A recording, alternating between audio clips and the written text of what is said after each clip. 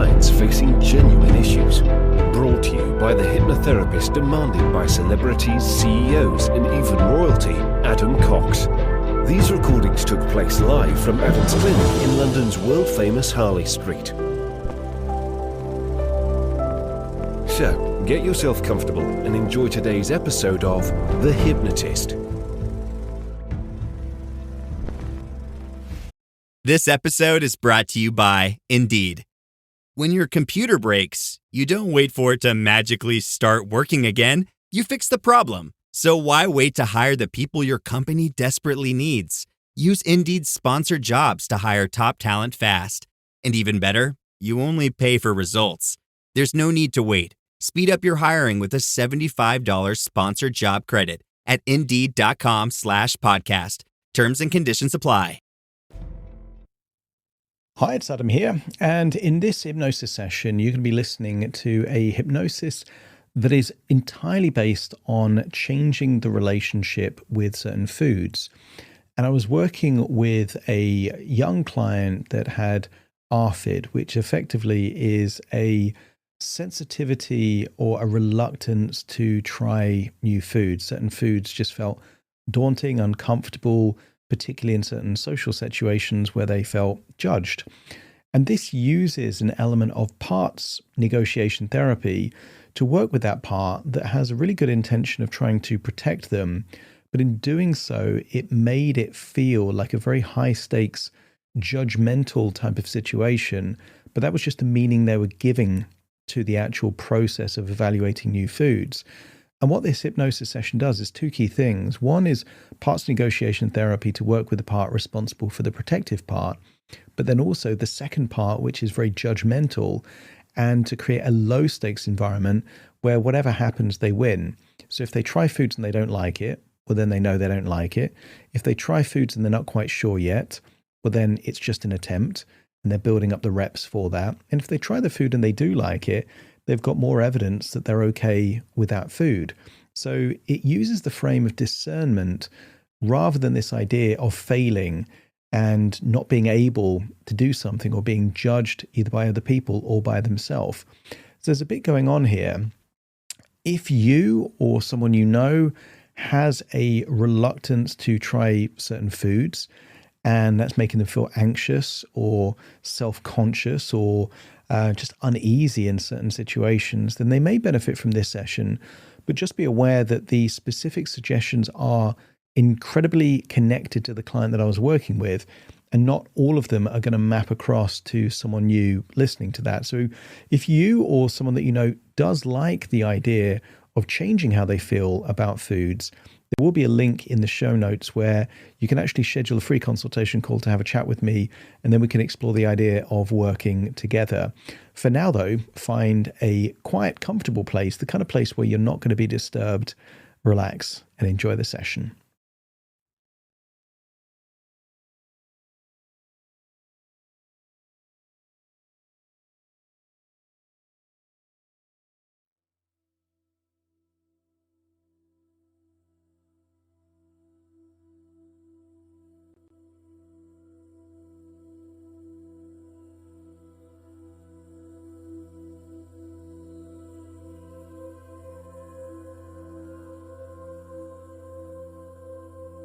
Take a deep breath in, and as you breathe out, just release any feelings of worry, stress, or tension. That's it. Breathing in relaxation, and as you exhale, just allow your eyelids to close. And as they close, become aware of how much easier it becomes to focus on the sound of my voice. Breathing in relaxation and exhaling tension. That's it. As you breathe in, I want you to feel a sense of freedom, a sense of relaxation, a sense of empowerment. that you're able to do the things you want to do. Breathing in that relaxation, exhaling that tension. Each breath takes you deeper and deeper relaxed. And the deeper you breathe, the more relaxed you become.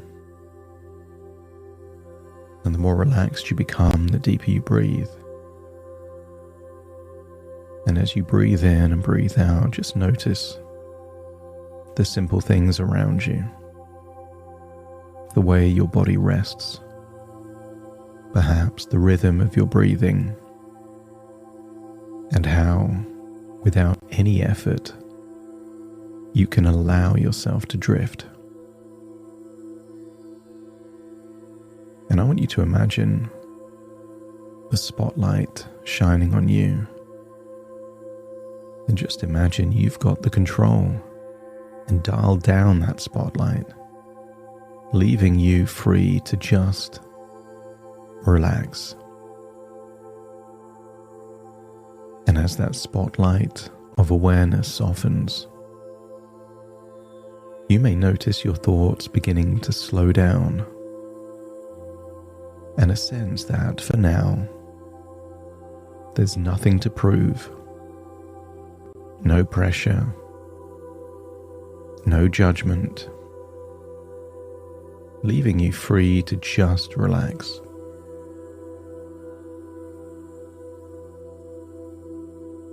And feel that relaxation. Notice your breathing slowing down. And as your body relaxes, your imagination awakens. And I want you to imagine a garden where you feel comfortable. And in that garden, see a door. And believe that that door leads to your own private cinema.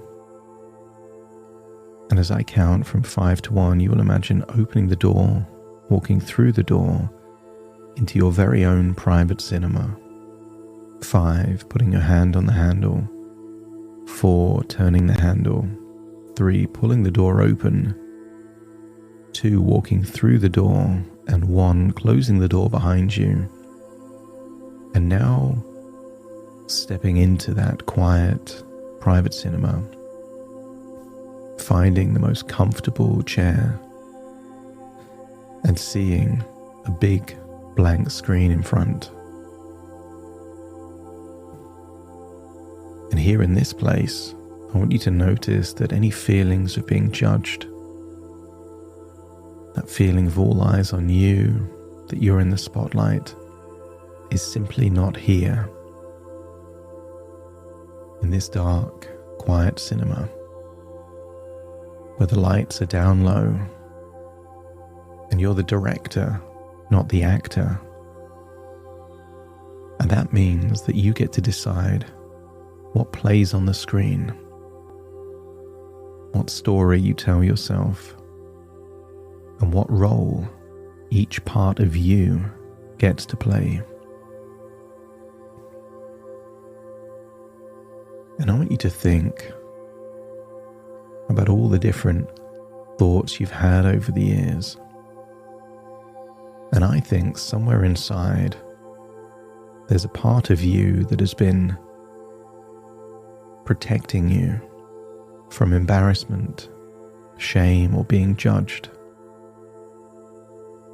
And maybe that part thought that by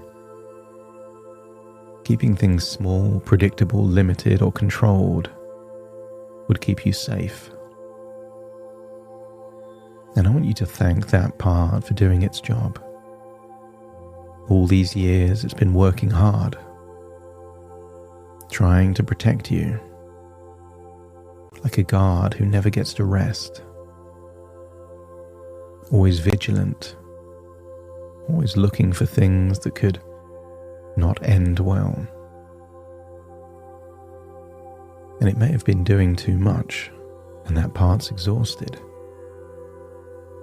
But I want you to consider that what if that part, in the way that it was trying to protect you, was actually contributing to the very fear of judgment, embarrassment, or shame that you were so keen to avoid.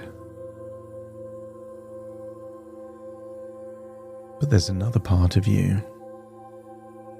There's a part of you that desperately wants to feel free, to feel like you can live without this burden that you've been carrying,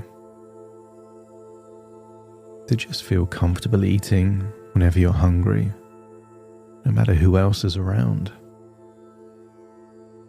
And I want you to invite that part that desires that future, a future of living with curiosity instead of that fear of judgment. Allow that part to step forward.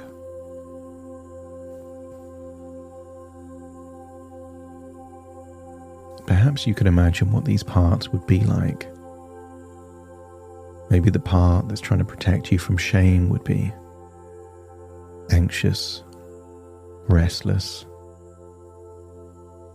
on guard. And then there's that part that's more adventurous, curious. But let's offer that protective part a new role. And I want you to imagine seeing yourself on a screen. Perhaps the last time that you felt limited, restricted, worried about being judged. And just imagine that you can see that part nearby to you. And maybe it's telling you to be careful, to think too much. But I want you to offer that part a new role. Because how it can really help you from that freedom of feeling judged is to help you be more discerning. And you can be discerning about the food you eat, where you eat it, who you eat it with. And there is no obligation for you to eat any food. But I want this discerning part to look for opportunities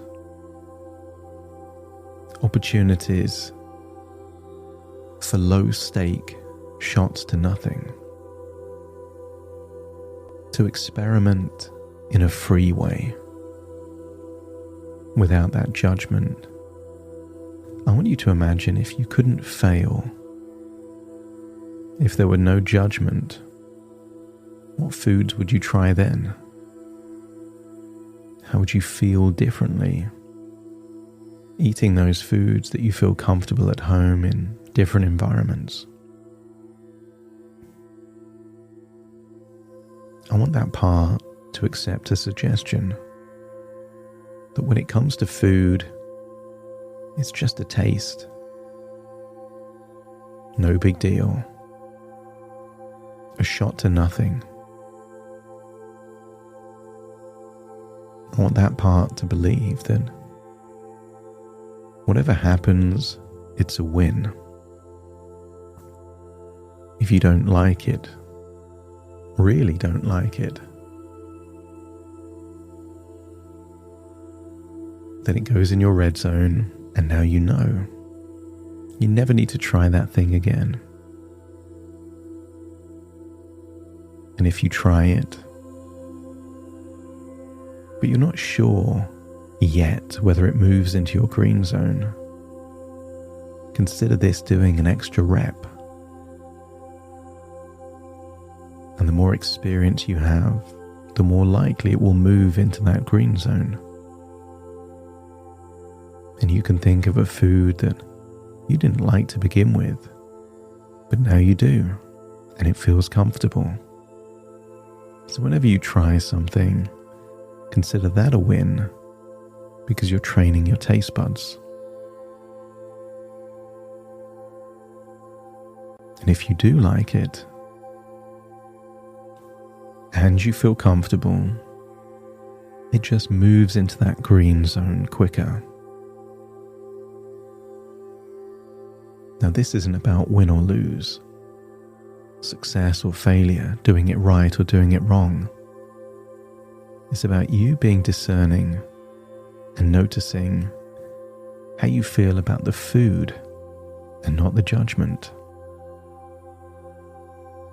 I want you to consider that discernment, making choices, becomes your new protection. Not hiding, not avoiding, but choosing, exploring,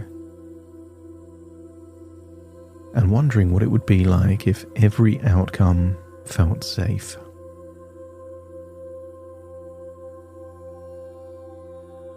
Because if whatever happens, you win or you learn, and when you learn, you win, everything feels easier.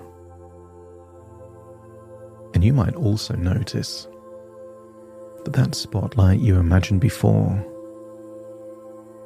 was never really shining on you as brightly as you thought. People are far too busy with their own lives, their own thoughts, their own worries. And I want you to feel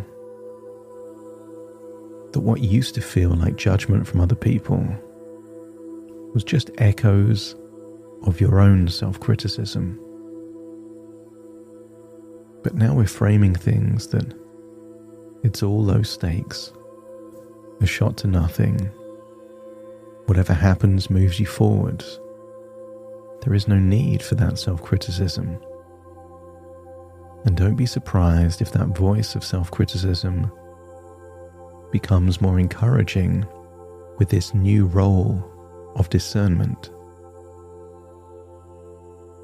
You're not getting it right or wrong.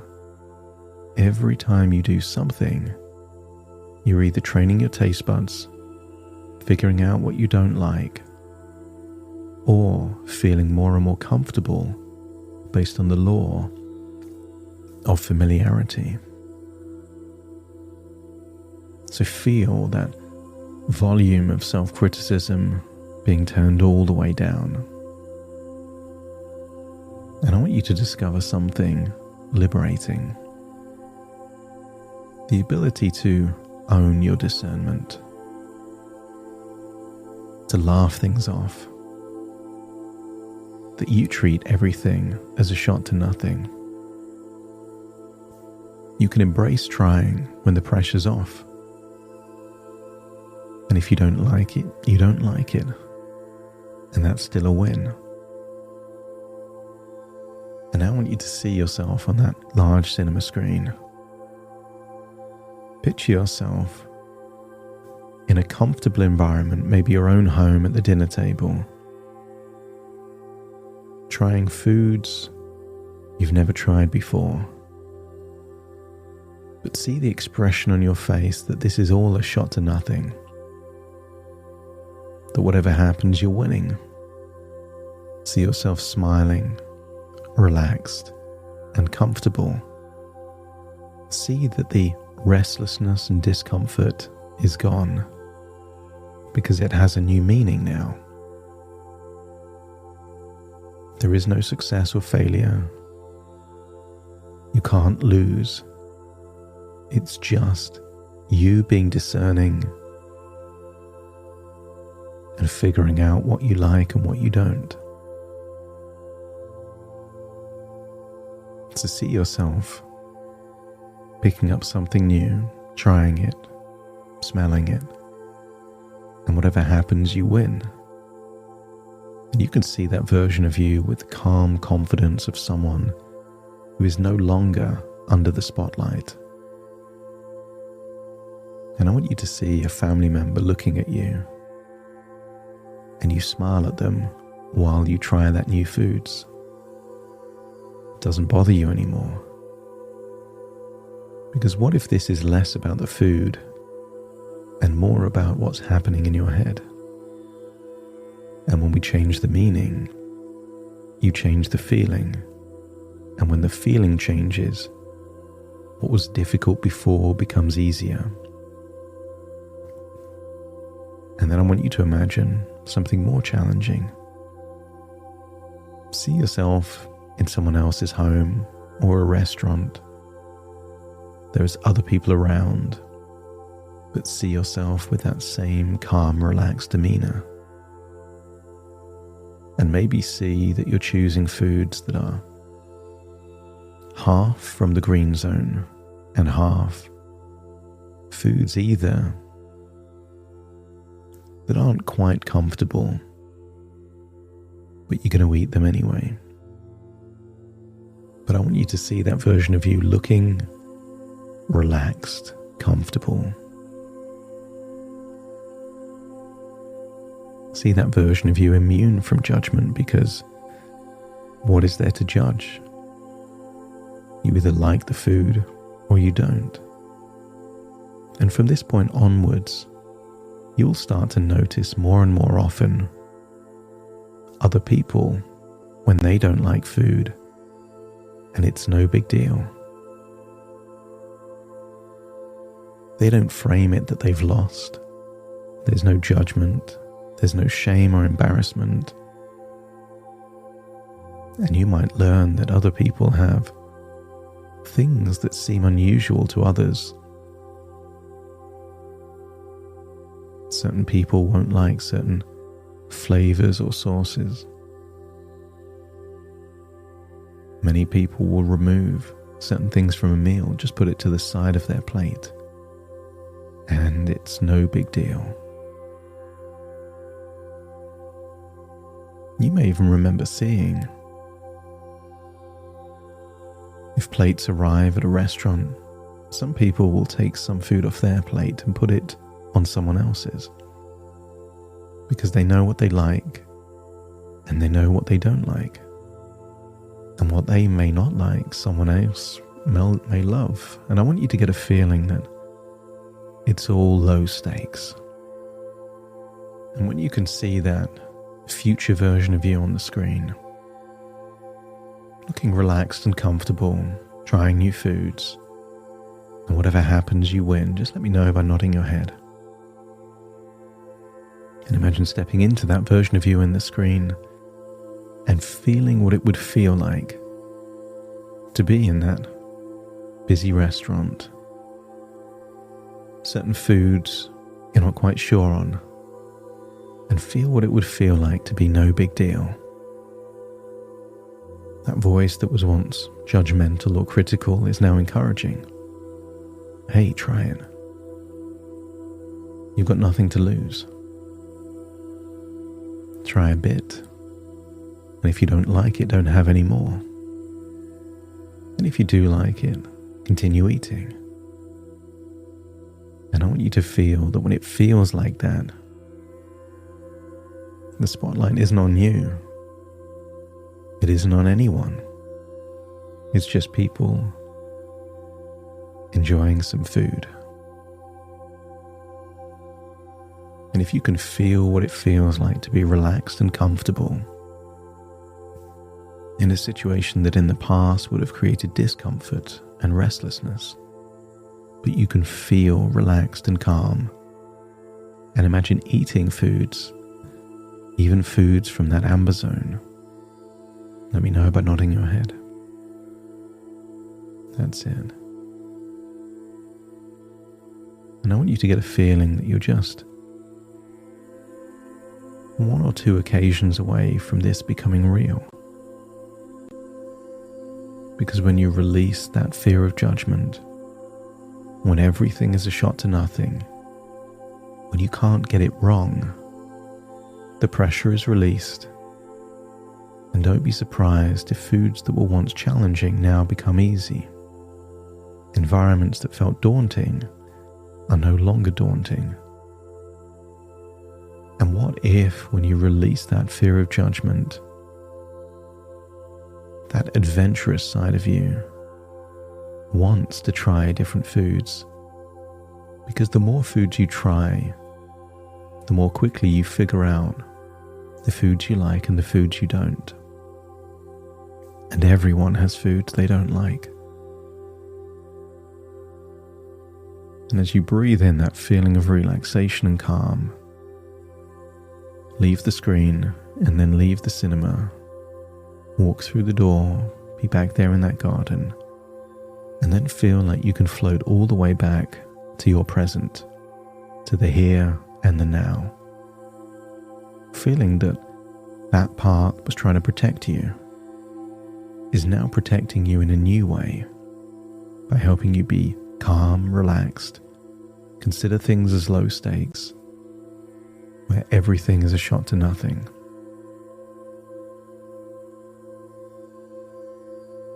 Very soon I will count from 1 to 10 to awaken you, and you will awaken with that part having a new role, to help rather than hinder, because it didn't know it was hindering before.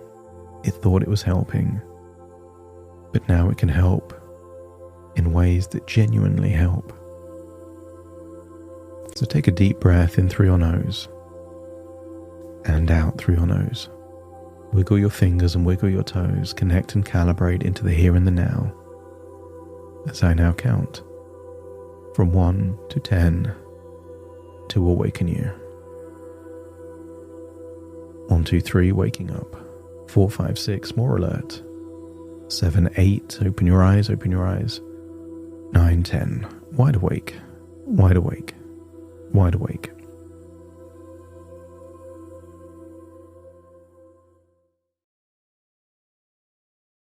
Thank you so much for joining me on today's episode of The Hypnotist. And if you've enjoyed this show or got some benefit from it, you may know of one other friend or family member that may also benefit from this hypnosis session, in which case I'd like to ask a favor of you, and that is if you could spend 10 seconds to share this episode with someone that you know that may also benefit. That would really help me to access new people that don't already know about this show. Thank you very much for listening, and I will see you again on the next episode.